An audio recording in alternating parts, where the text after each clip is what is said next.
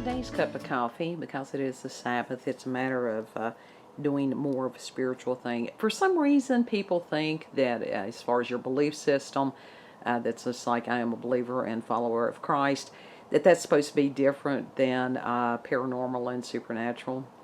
Uh, you haven't read the book if you haven't. And there's a lot of people that are teaching the book incorrectly, because I think that somebody raising himself and others from the dead, that's pretty supernatural. It's pretty paranormal. People that were healed of blindness, of being lame, of having demons cast out of them. Yeah, that's pretty much goes right along with being a believer. You have people that are Christians that they're sitting there going, you're into this dark stuff. And it's like, no, we're supposed to be the good guys that fight the forces of darkness and deliver people from that. So it's odd, but, but I digress. What I would like to speak about today is some people call it karma. It's called casting your bread on the water. And it's also called planting seeds and reaping what we harvest. Now, these are very much supernatural and spiritual principles. And, I like as far as karma. Karma is usually what we have done past. Now, I no longer believe in reincarnation. I think that what we carry is genetic memory of our ancestors. That's where some of those, if they're going into past life regressions and stuff, that it wasn't them that did it, but it was somebody in their lineage. But that's one of those things that, do we really have to figure that out? But karma is to basically pay for your sins, and dharma is the good stuff.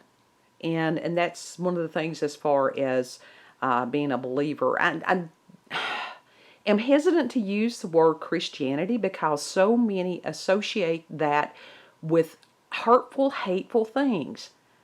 And that is not Christ. So that's the reason I do refer to myself as a believer, but I will, intermittently throw the sprinkling of the term Christian in there. I was one of these that was wounded by the spirit of religion, which is not of God. But anyhow, going back to the karma. No, I didn't take my Stratera today. You can tell, can't you? It is a matter of planting seeds.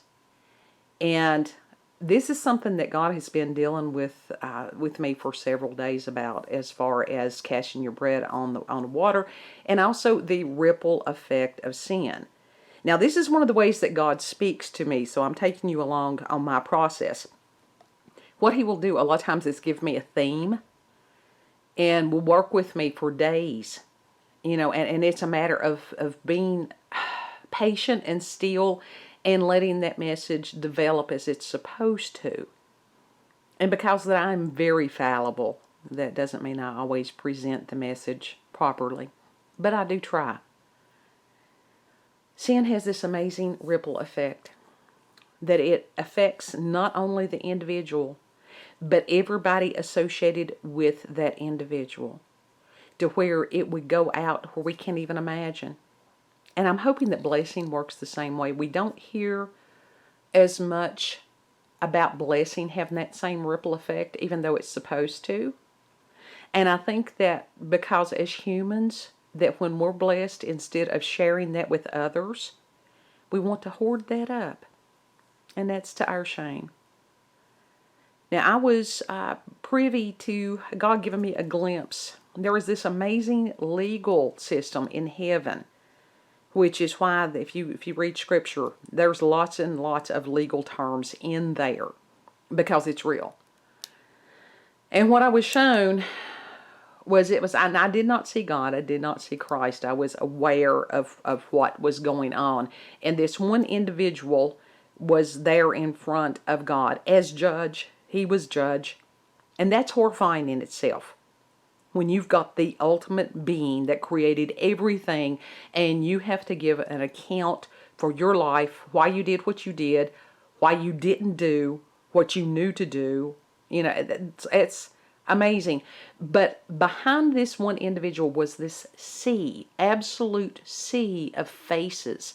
I mean, I didn't see the faces individual, but it went on to just an innumerable amount of people that this one individual, that their life and their choices had impacted. And it's the same with us. Every day, what we do matters. And so that's a very sobering thing. And it's like we have opportunities every day. You know, if we go out and we're in a foul mood and it's like, I'm just going to, whoever gets in my path, I'm going to blah, blah, blah. Really? You're going to be accountable for the blah, blah, blah. And I have to remind myself that lots, because I'm in pain, I'm hurting on whatever level, does not give me the right to go out there and become a curse to someone. You know, I can handle my stuff myself. If I am that foul, I will stay in the house. I'm not going to inflict myself on the general populace. But if somebody calls or whatever, you don't know what's going on with that person. And this is true of any YouTube channel that you visit, whatever. Be a blessing to that person. You know, if they're hurting, if they make a hurtful, hateful comment, now you don't have to respond to every one of them. But if you're led to sit there and go, you know, I hope you have a better day. You never know what kind of an effect that it's going to have on that person. So we plant seeds. I did this as a mental health counselor because I was there, I was implanted in that family for a period of time. And this was my philosophy. And I would tell these people this. It's like, look, this, you know, these are your lives.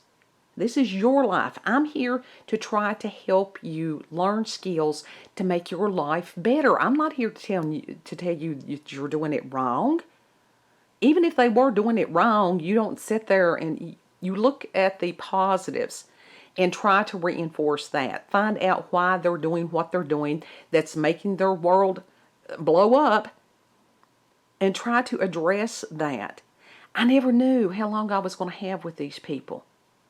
You know, because there were you talk about as far as job security, well, there was ultimately no job security with that, didn't know that. But it was a matter of, you never knew if people were going to relapse, if they were going to be hospitalized, if somebody was going to die, if somebody was going to be incarcerated again. Every day, you never knew. And so you had to make the most of every time that you saw those people. And I try to remember that as I go forward in life. And now there's a lot of days that I don't, I blow it totally, completely.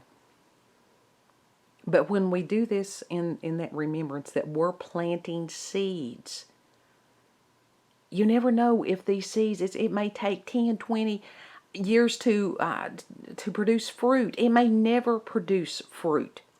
That's between that individual and God, you know? And it's frustrating sometimes that you would like to see something that you took part of, you know, took part in. But I think that may be an ego thing, to do what we're supposed to do. Because ultimately all glory goes to God. Because He's the one that gives us the seeds to plant, the knowledge to impart to other people, gives us the energy to go out and talk to somebody, gives us the breath to speak the words. Yeah, and so when we do that, and it all goes back to Him, it's not that He's some kind of egomaniac, but it's giving credit where credit is due. And we go out here a lot of times, and we have, I don't know if they've moldy seeds or they just, you know, maybe they're too old to grow or whatever. And then we're going, okay, I did this. Why am I reaping this? Well, go back and look what part you played in that. It may have nothing to do with you. You may have done everything the way it's supposed to be, but your harvest hasn't come in yet. Yeah. So got that theme of that ripple effect, of that planting seeds, of harvest. Don't worry about what somebody else is getting ready to harvest, what they're getting ready to reap. That's between them and God. And right now it's so easy to get caught up into that, oh God, I want to see these people that are evil, that are hurting other people. I want to see them get what they deserve. You know, do we? You know? Or is it a matter of going, Have mercy on them, God, because they're ignorant. They don't know what they're doing. Because some of them may not. Some of them may have got caught up into things that they have no clue that they're causing this harm. They may be blinded, you know. And even the other ones. Now, let me tell you something. In God's time, He pays back. Go and study about Jezebel. She thought she had the world by the tail. Yeah. There's quite a few of them. We actually have Passover coming up next Saturday. I don't know why I thought it was in April, but no, it's next Saturday night. Passover is awesome. And for those of you who've never, as far as how Passover was a foretelling of Christ and you know, His sacrifice and Him being the Lamb, you talk about some supernatural events. I mean, you've got frogs and lice and, you know, all the plagues and all the things that happen, even as far as the death angel. A death angel, that's some scary stuff. Now, you want to talk supernatural and paranormal beings. Angels of God are not these little, you know, chubby babies with wings on their backs. These are warriors, you know. And so a lot of times I don't know why we get angels and fairies confused. But there is no confusion. So be careful what you're planting. And be careful of what kind of waves that you're making. And I'm guiding this at myself. I'm just taking you through my process. This is how God speaks to me. So it's a matter of me doing self-reflection, which that's part of the Sabbath. Because God brought me through another week, you know, and that's worthy of giving Him praise, because some days are just rough and you wonder if you're going to make it.